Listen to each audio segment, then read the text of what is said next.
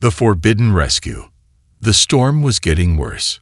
Cold wind howled through the dark forest, bending trees and kicking up dust.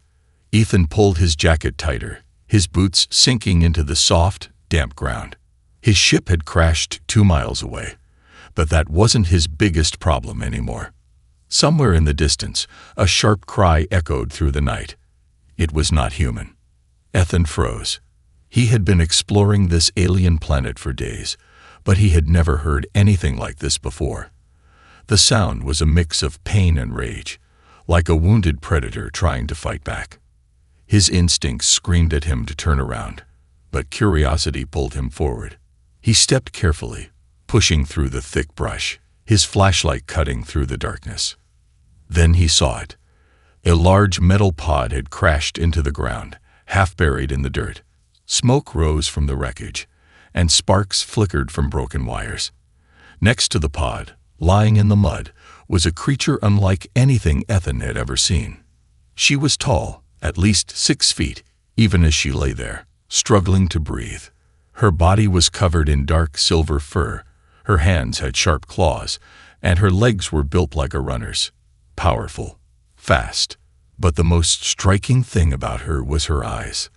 Glowing golden, locked onto him with a mix of pain and warning. Ethan took a slow step forward. "Are you?"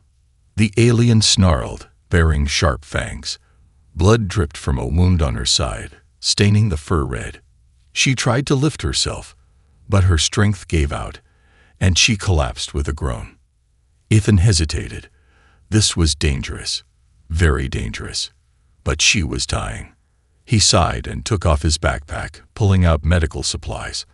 "I don't know if you understand me," he said, kneeling beside her, "but I'm not going to hurt you." Her breathing was ragged, her golden eyes watching him with suspicion. But when Ethan pressed a bandage against her wound, she flinched, then let him work.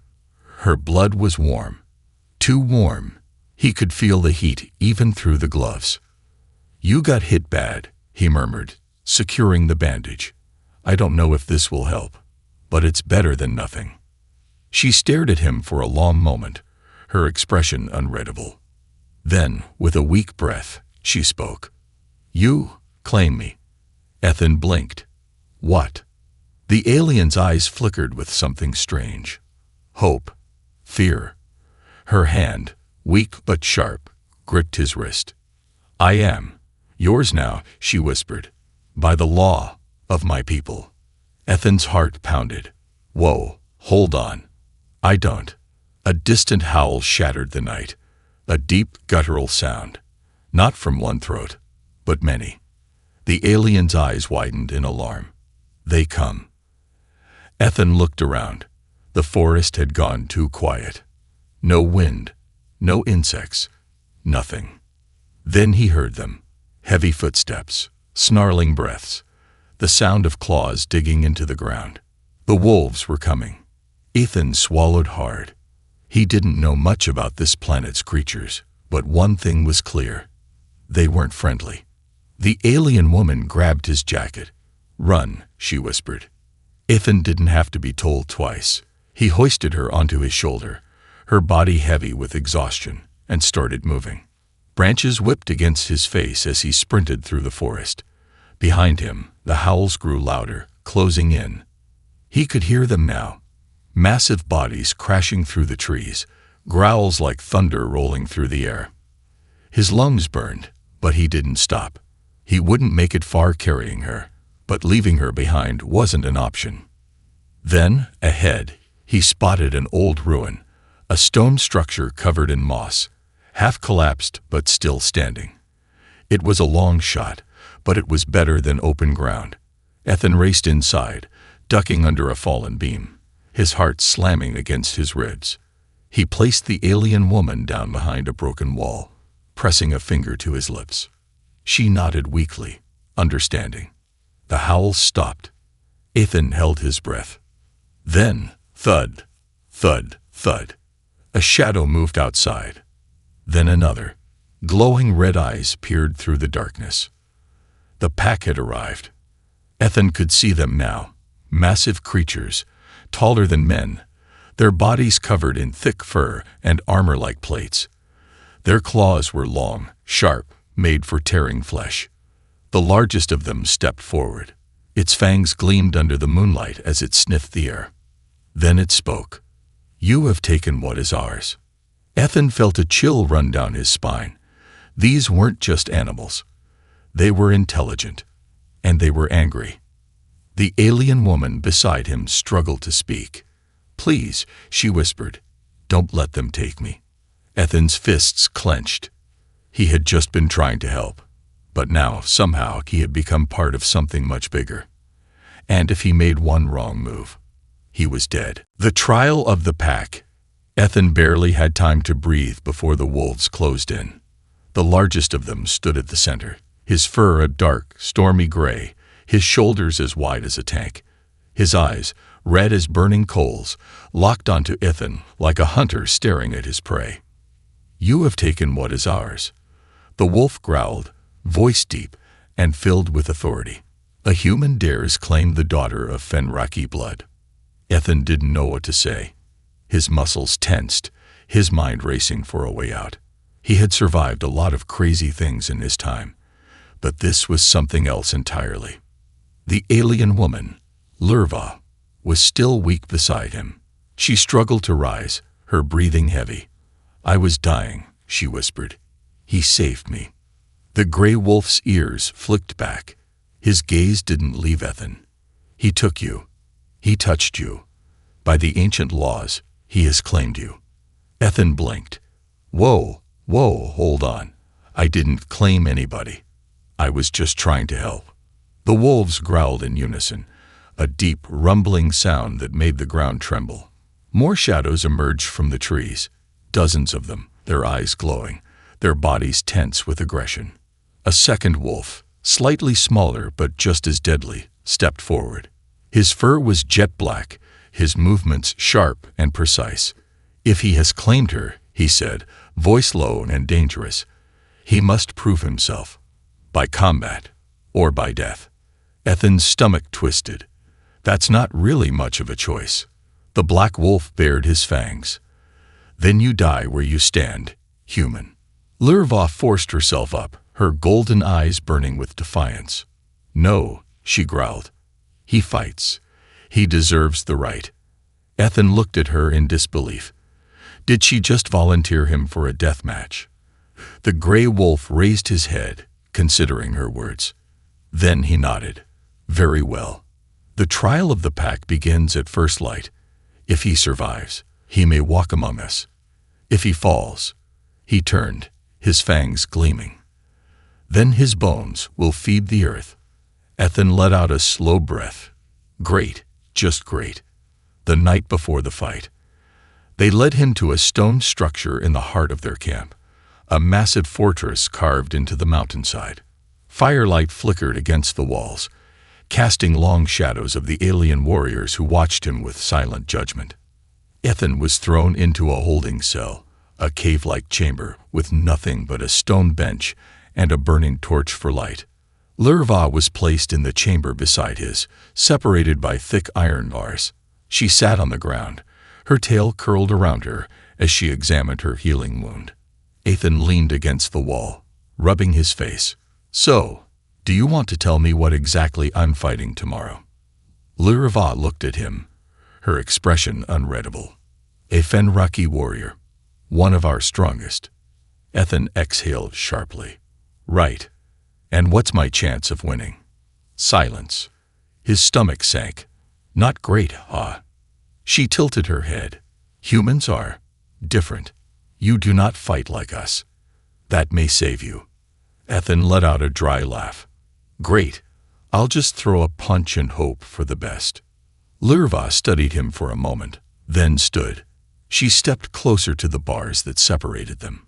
"You saved me," she said quietly. "That means something to me, and to them. But they do not trust outsiders. They fear you." Ethan raised an eyebrow. "Fear me? I'm the one stuck in a cage waiting to get torn apart." She nodded. "Because you are an unknown. The Fenraki respect strength above all else. If you show them you are more than prey, they will listen.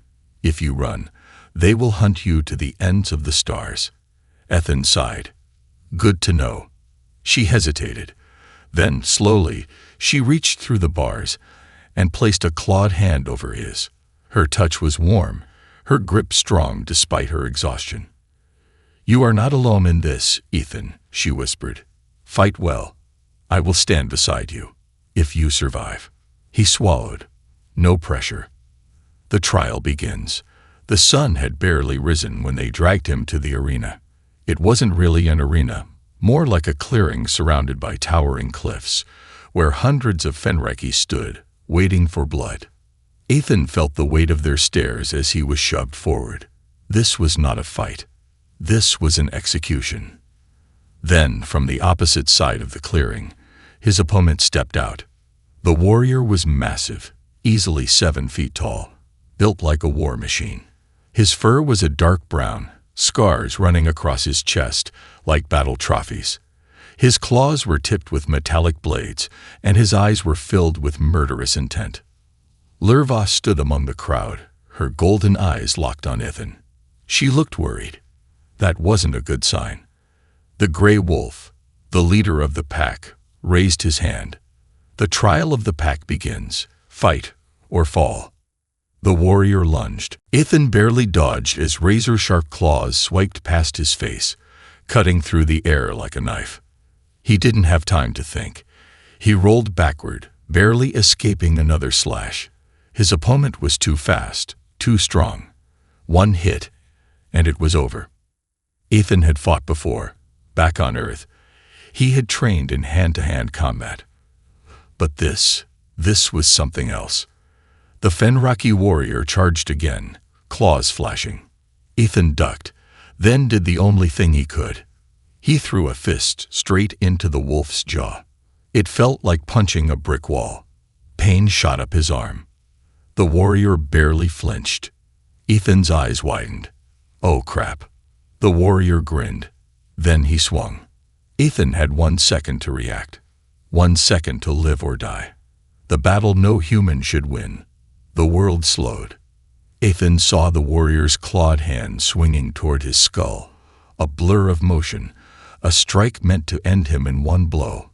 There was no way to dodge, no time to counter. Instinct took over. He threw himself to the side, twisting his body at the last second. The claws grazed his cheek, leaving behind a sharp, burning pain. If he had been a fraction of a second slower, he would be dead. The crowd of Fenreki warriors roared, their voices echoing through the stone cliffs surrounding the arena. Ethan staggered back, panting. His opponent, Gorvek, a war champion of the Fenreki pack, was already turning to strike again. The massive alien grinned, baring razor-sharp teeth. You are fast, human, but speed will not save you. Ethan clenched his fists. Maybe not, but it's a start. A fight against the impossible. Gorvek attacked again, moving faster than something his size should be able to. Ethan had no weapons, no armor, just his speed and human instincts. The first few attacks he dodged. Barely. He used every trick in the book, rolling, sidestepping, feinting, anything to stay alive. But Gorvek wasn't just strong. He was learning. The warrior adjusted his strikes, anticipating Ethan's movements. Each dodge became harder. Each attack came closer. Ethan ducked under a claw swipe, then kicked at the wolf's knee, a classic human fighting technique. But Gorvek barely flinched. Instead, he grabbed Ethan mid-kick and threw him like a ragdoll. The air rushed out of Ethan's lungs as he slammed into the ground. Pain exploded in his ribs. Lurva, watching from the sidelines, tensed. Her golden eyes flashed with something unreadable. Ethan rolled over, coughing. His ribs hurt. He might have cracked one. Or two. Gorvek approached slowly, savoring the moment. You fought well, the warrior said, raising a clawed hand for the final blow. But you are not Fenreki. You do not belong. The crowd fell silent as Gorvek brought his claws down.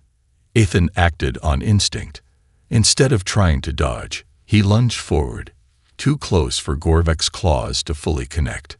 The wolf's hand slammed into Ethan's shoulder instead of his neck, the claws tearing into flesh, but missing anything vital.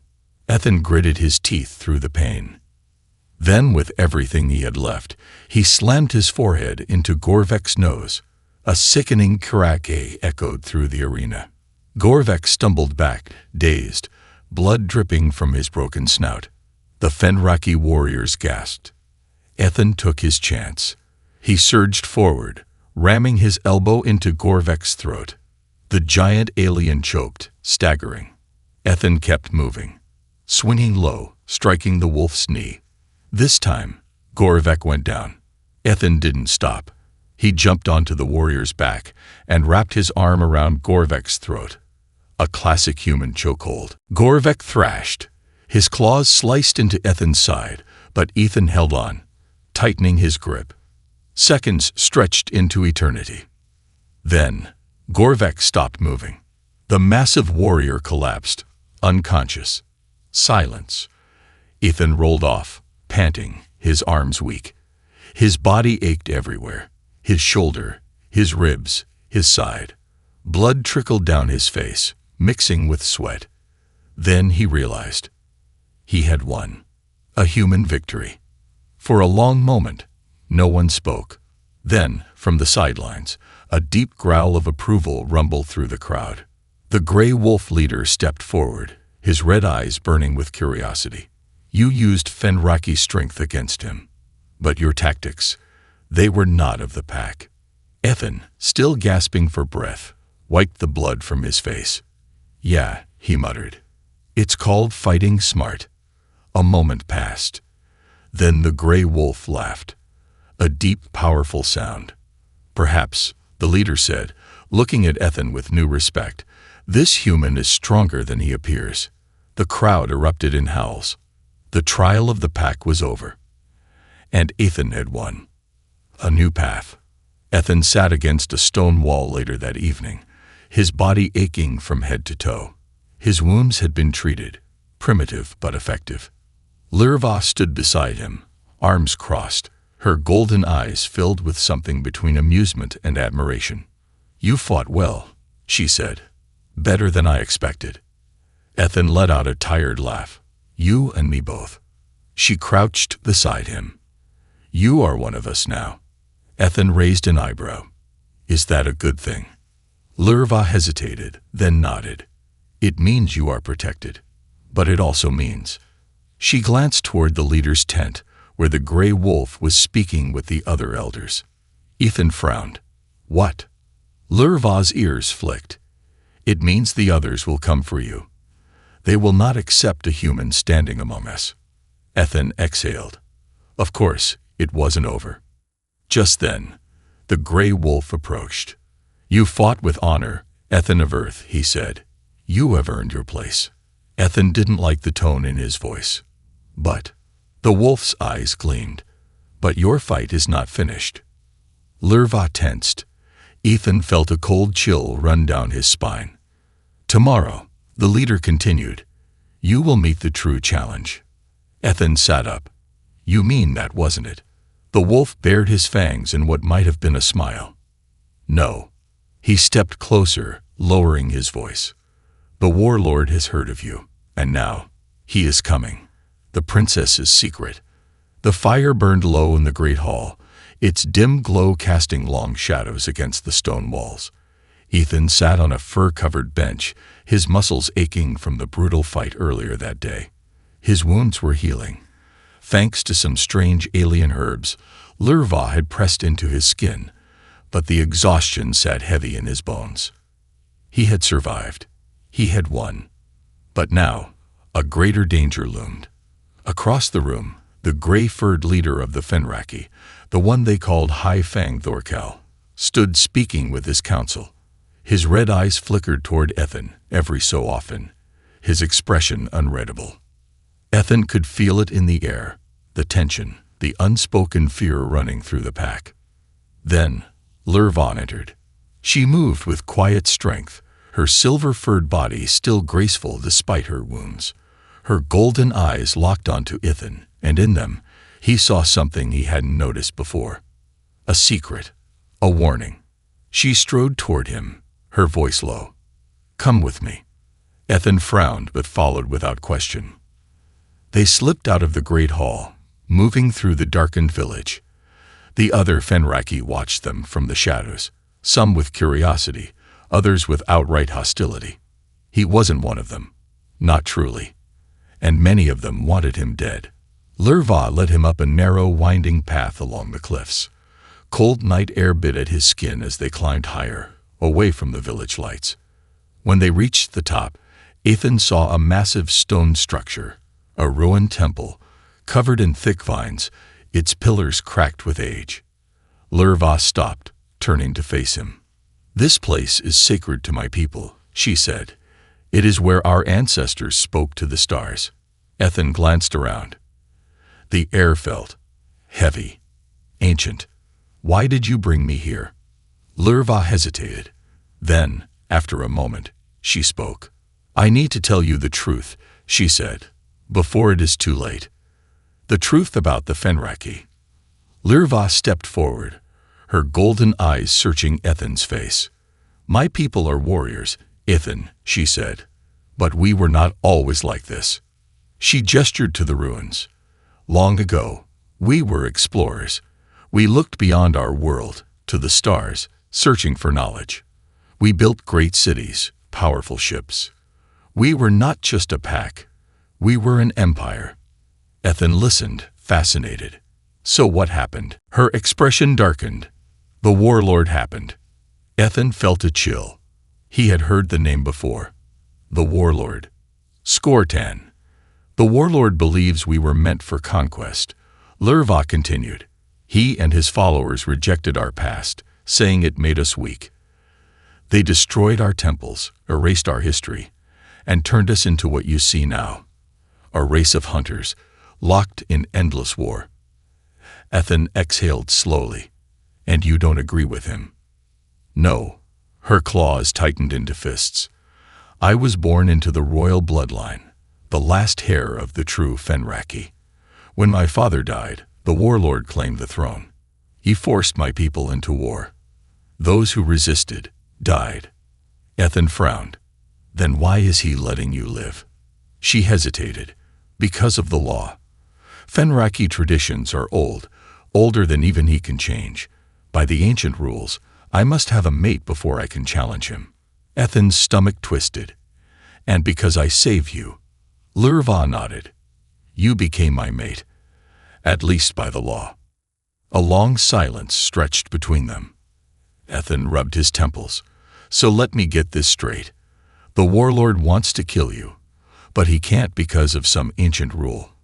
But if your so-called mate, die, then you lose your right to challenge him." "Yes." Ethan let out a slow breath. "Great. That's just perfect."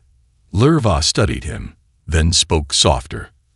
"I did not choose this," she said, "but neither did you, and now we are bound by the law." Ethan sighed. "So what happens now?" She looked away. "Now, we prepare for war. The warlord arrives." The next morning, the sky turned red. Ethan stood at the edge of the village, Lurva beside him, as a massive warship descended from the clouds. Its metal hull gleamed in the morning light, its engines roaring like a beast. The Fenraki warriors gathered in silence, their golden eyes fixed on the sky. The ship landed with a heavy TGD, sending a cloud of dust into the air. The massive doors hissed open, and he stepped out. The warlord. Skortan. He was twice the size of any warrior Ethan had seen. His fur black as midnight, his eyes burning like molten fire. His armor was made of obsidian metal, lined with jagged spikes. A long scar ran across his face, a mark of the battles he had won. Behind him, his army marched, hundreds of warriors, their bodies covered in blood-red war paint. Ethan felt his stomach drop. They were outnumbered. Badly. Skortan stopped a few feet away from the High Fang, his gaze cold. "You know why I am here." Thorkel, the gray wolf leader, stepped forward. "She lives. She has her claim. Score 10 let out a low growl. A claim built on a lie. A human cannot be her mate. This is a trick. An insult to our ways. Ethan felt the weight of hundreds of eyes turning toward him. Score 10's lips curled into a sneer. Let him prove it. Ethan clenched his fists. You want another fight? The warlord's grin was slow and deadly. Not just a fight. A hunt. Ethan's stomach turned. A what now? Score 10 raised a clawed hand. You, human, will be hunted. The gathered warriors howled in approval. Score 10's voice was a promise of death. You will be given 1 hour to run. Then, the hunt begins. Ethan swallowed. This just kept getting worse. Lurva stepped forward. This is not our way, she snarled. If you wish to challenge him, fight him like a warrior. Score 10 tilted his head. You misunderstand, princess. I am not challenging him. His eyes burned into Ethan. I am eliminating him. The warriors roared in approval. Ethan exhaled slowly. So now, not only was he a fake alien prince, he was prey. The assassination attempt. Ethan's heart pounded as he stood before hundreds of alien warriors, all howling in approval of his impending death. The hunt, a twisted game of survival, a tradition of the warlord Score 10. The rules were simple. Run, hide, survive. If Ethan could last until sundown, he would be spared. If he was caught, he would be torn apart. His stomach twisted. This wasn't a test. This was an execution. Score 10 watched him with burning, predatory eyes. He was taller, stronger, faster. The warlord had fought in hundreds of battles, conquering planets and leading armies. And Ethan, he was just a human, outnumbered, hunted, doomed. The High Fang, Thorkel, stepped forward. His red eyes flickered between Ethan and Score 10. This is not the way of the ancient laws. Score 10 let out a slow, dark chuckle. The law is simple. If he is truly one of us, he will survive. If not, his lips curled into a cruel smile. Then he dies. The warriors cheered, their voices a deafening roar. Ethan took a deep breath, his hands tightening into fists. 1 hour. That's all he had. Lurva stepped closer, her golden eyes full of urgency. Ethan, you must listen carefully. Yeah, I'm all ears, he muttered. You cannot fight them head on, she whispered. Not yet. You must use your instincts, your mind. Humans think differently than we do. That is your strength. Ethan nodded. Speed, stealth, strategy. That was the only way he was getting out of this alive. The warlord raised a clawed hand. Let the hunt begin. The crowd erupted in howls. Ethan ran. The hunt begins. The forest was a blur as Ethan sprinted, his breath coming in sharp gasps.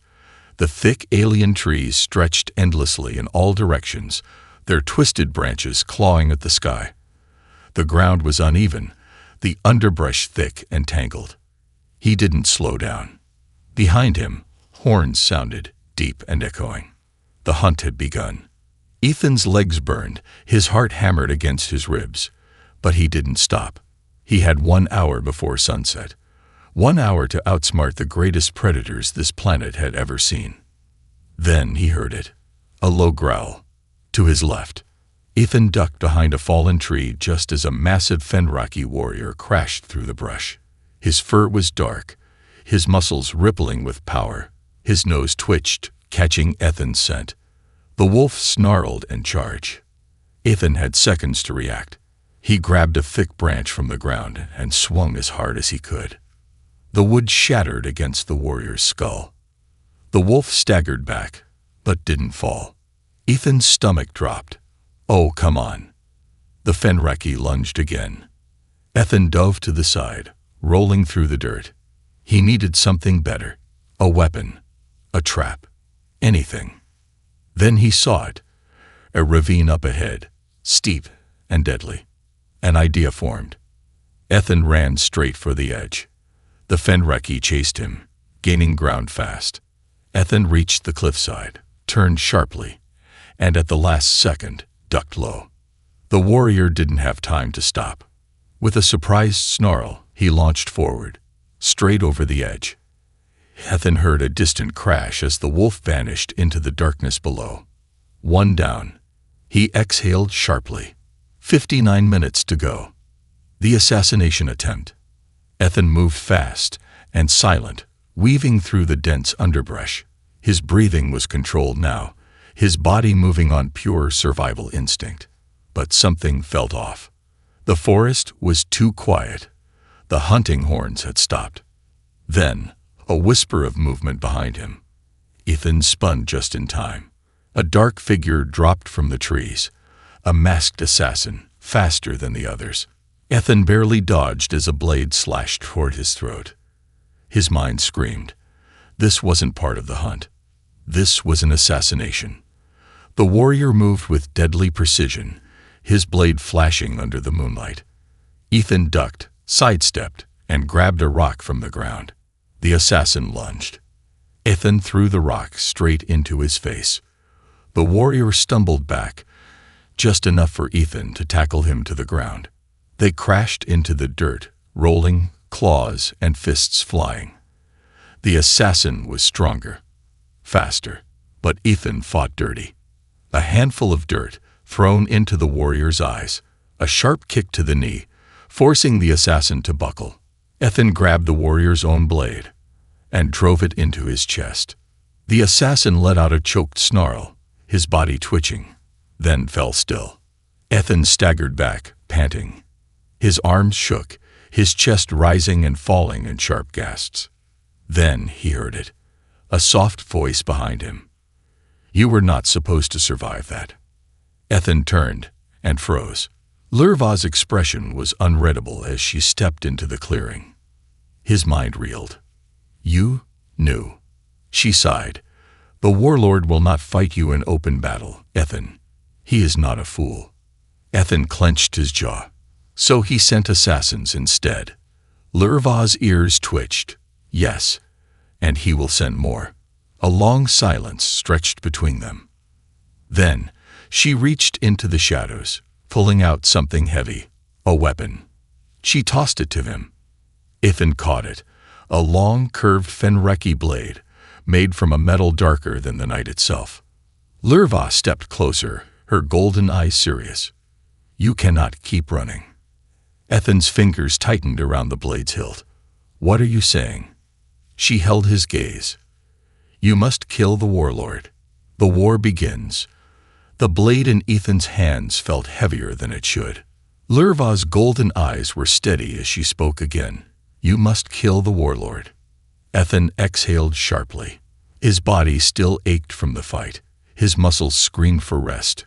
But there was no time left. "Yeah, and how exactly do you expect me to pull that off?" he asked, gripping the curved Fenreki blade tighter. "The guy's twice my size, commands an army, and just tried to have me killed in my sleep." Lurva didn't blink. "You cannot fight him like a warrior. You must fight him like a human." Ethan frowned.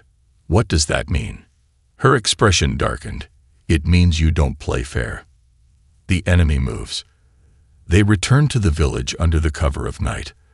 The fires in the great hall burned low, and the air was thick with tension. The Fenreki warriors knew what had happened. They knew Ethan had survived the hunt, had killed a warrior meant to take his life in secret. And now, war was inevitable. Thorkel, the High Fang, sat in his place of command, a massive stone seat carved into the wall of the great hall. His red eyes flicked toward Ethan as he entered. "You live," Thorkel said, voice neutral. "That will complicate things." Ethan scoffed, tossing the assassin's blade onto the table between them. "Tell me about it." Lurva stepped forward. Skortan has abandoned tradition. He no longer cares about the law. He wants blood. Thorkel sighed. "And he will have it." Outside, a horn echoed in the distance. A deep, bellowing sound. A call to war. The village erupted into movement.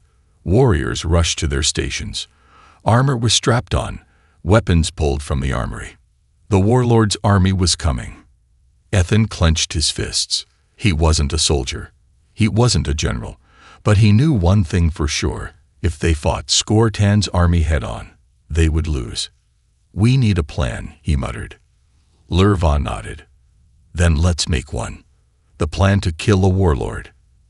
An hour later, they stood over a massive map of the valley, the flickering firelight casting long shadows over their faces. Ethan traced his finger over the steep ridges and hidden paths surrounding the village. Skortan's forces are bigger, but they rely on strength, power. We need to outthink them. Thorkel raised a brow. "And what does a human propose?" Ethan smirked. "Traps. Distraction. Misdirection. We don't fight them where they're strongest. We fight them where they're weakest." Lurva's ears flicked with interest. "You want to divide them." "Exactly." Ethan tapped the map. "We lure their main force into the canyon. We rig it with collapsible rocks. Once they're in, we bring it down on them." Thorkel studied him. "And the warlord?" Ethan's jaw tightened. "I'll handle him." The room fell silent. Lurva met his gaze. "You don't have to do this alone." Ethan looked at her, really looked at her. She was more than a warrior, more than a princess. She was a survivor, a fighter. He smirked. "Then let's kill a warlord together." The battle begins. Dawn broke over the valley in a wash of crimson and gold. Ethan stood at the edge of the ridge, staring down at the massive army marching toward them. Hundreds of Fenraki warriors, their fur dyed in Skortan's blood-red war paint. Their armor gleamed under the rising sun, their weapons sharp, their voices raised in an earth-shaking war chant. Ethan exhaled. "That's a lot of angry wolves."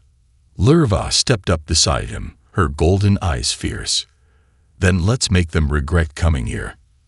Thorkel raised his arm. The signal was given, and hell broke loose. The first traps activated, spiked pits opening beneath the enemy's front lines, sending warriors tumbling into the darkness. Explosive traps detonated, sending fire and dust into the air. The enemy stumbled, confused, disoriented. Then the real fight began. Ethan rushed down the ridge, Lurva beside him. They moved fast and brutal, taking down warriors before they could regroup. Fenraki tactics were strong, but Ethan's human unpredictability was stronger. One warrior lunged. Ethan dodged, slammed his blade into the creature's side, then used his momentum to kick another warrior backward. Lurva was a storm of claws and speed, cutting through enemies like a silver blur. Then the ground trembled. A massive shadow fell over them. The warlord had arrived. The final confrontation. Skortan stepped forward, his molten eyes locking onto Ethan. "You have survived longer than I expected, human," the warlord rumbled, his voice filled with deadly amusement. "But this ends now." Ethan raised his blade, blood dripping from its edge. "Let's finish this." The warlord moved fast, too fast. Ethan barely had time to block before Skortan's claws slammed into him, sending him skidding across the dirt. His ribs screamed in pain, but he pushed himself up. Skortan grinned. "Weak." Ethan wiped blood from his mouth. "Yeah. Let's test that theory." They clashed again, steel against claw, speed against brute force. But Ethan wasn't trying to win through strength. He was trying to outthink him. He feinted left, then ducked under Skortan's swing, slashing at his exposed leg. The warlord growled in pain but didn't slow down. Ethan kept moving, leading Skortan toward the ridge, toward the final trap. Lurva leaped into the fight, her claws tearing through the warlord's side. Skortan roared, grabbing her by the throat. Ethan's heart stopped. "No, not like this." Skortan snarled, raising his claws for the killing blow. And Ethan acted without thinking. He charged, grabbed Lurva, and threw both of them over the edge. For a brief moment, There was silence. Then, Skortan fell with them. Ethan grabbed the ledge at the last second, fingers scraping against the rock. Skortan wasn't so lucky. The trap was set. Beneath them, the rigged explosives ignited, sending a storm of fire and rock cascading down into the canyon. The warlord let out one final roar of rage, before he was swallowed by the collapsing stone. The battle was over. Ethan pulled himself back up, gasping for air. Lurva grabbed his arm, helping him stand. The battlefield was silent. Then, a single howl rang out, a Fenraki victory cry. The pack had a new leader. The last stand. The battlefield was silent. Smoke and dust curled into the dawn sky, the aftermath of the battle settling like an uneasy ghost over the valley. The warlord was dead, buried beneath the collapsed canyon, his monstrous army either slain or scattered into the wild. Ethan stood at the edge of the ridge, his chest rising and falling in exhausted gasps. His hands were still clenched into bloody fists, his muscles screaming in pain. Every part of his body felt like it had been beaten with a hammer. But he was alive. And against all odds, he had won. A single howl split the air, a deep, mournful sound, rising from the Fenraki warriors gathered across the battlefield. It was soon followed by another, and another. Then, the entire pack joined in. It was not a howl of grief. It was a cry of victory. Ethan exhaled, glancing at Lurva. She stood beside him, blood streaking her silver fur, her golden eyes bright with something unreadable. "You did it," she said softly. Ethan let out a rough laugh, running a hand through his sweat-soaked hair. "Yeah, somehow." The surviving Fenraki warriors approached, their massive bodies moving with a strange reverence. Some still looked at Ethan with wariness, unsure what to make of him. Others, however, watched him with something closer to respect. The High Fang, Thorkel, stepped forward. His red eyes studied Ethan with careful calculation. "The warlord is dead," Thorkel announced. His voice carried over the battlefield, strong and unshaken. "By the laws of the Fenraki, his killer must take his place." The moment the words left his mouth, the warriors fell into a hush. Ethan froze. "Wait, what?" Thorkel's expression didn't change. "You killed Skortan. You led this battle. You proved your strength." His eyes narrowed slightly. "You are now the alpha of the pack." Ethan blinked. He hadn't planned for this. He had come to this planet as an explorer, gotten tangled in this war by accident, and somehow ended up at the top of an alien hierarchy. A ripple of movement came from the gathered warriors. Some bowed their heads in submission. Others watched with interest, waiting for his answer. Lurva stood silently beside him. Her tail flicked slightly, but she did not speak. She was waiting for him to decide. Ethan let out a slow breath. He glanced down at his hands, still streaked with blood. His own, his enemies. A part of him wanted to walk away, to let the Fenraki rebuild their own future without him. But another part of him knew. If he left, another warlord would rise. Another monster like Skortan. And this time, there might be no one left to stop them. Ethan turned back to Thorkel. His decision was made. "I'm not a warlord," he said. "I'm not a ruler." He glanced at Lurva. "But she is." A murmur ran through the crowd. Ethan took a step forward, turning toward the hundreds of gathered warriors, the entire pack watching him. "I fought for you," he said, his voice steady.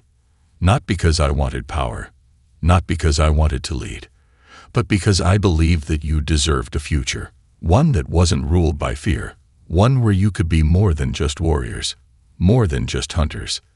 His gaze swept across the crowd, locking onto each warrior who had doubted him, who had wanted him dead, who had fought beside him anyway. "I don't want to rule you," he said, "but I will stand with you." He turned to Lurva. "She is your true alpha." For the first time, Lurva's eyes widened in genuine surprise. Thorkel studied Ethan for a long moment. Then, to Ethan's shock, The massive gray wolf warrior lowered his head. The law is clear, Thorkel said. If an alpha names their successor, the pack must accept. He turned toward the warriors. Lurva is the last of the royal bloodline. She is the rightful leader. A deep silence followed. Then, one by one, the warriors knelt. It wasn't submission. It was respect. Lurva took a slow breath. When she stepped forward, her voice was steady and powerful. I will not lead you as my father did, she declared, nor as Skortan tried to.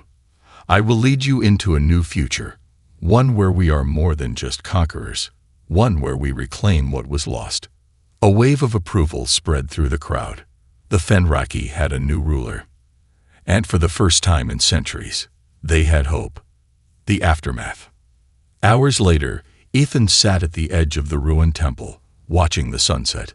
The fires of the battlefield had died down. The dead had been buried. The war was finally over.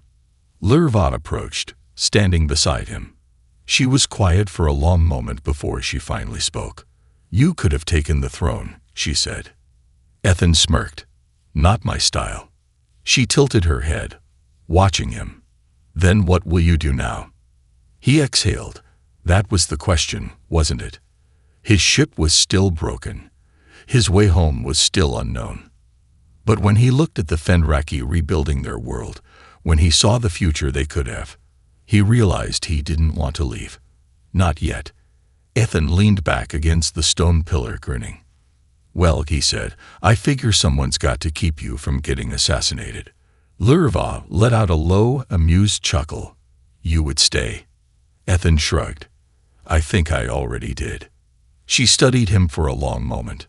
Then, in a rare gesture, she reached out and clasped his hand in hers. Warm, steady, strong. You are one of us now, she said. Ethan squeezed her hand in return. Yeah, he said softly. I guess I am. Epilogue. The legend of the human alpha. Years later, the Fenraki would speak of him, of the human who defied the warlord, who won the trial of the pack. They would tell stories of the battle, of the traps, of the impossible victory. They would call him the one who walked among wolves, the first human alpha. But to Ethan, he was just a guy who got lost, fought a bunch of monsters, and somehow found a home among the stars. And honestly, that was good enough for him.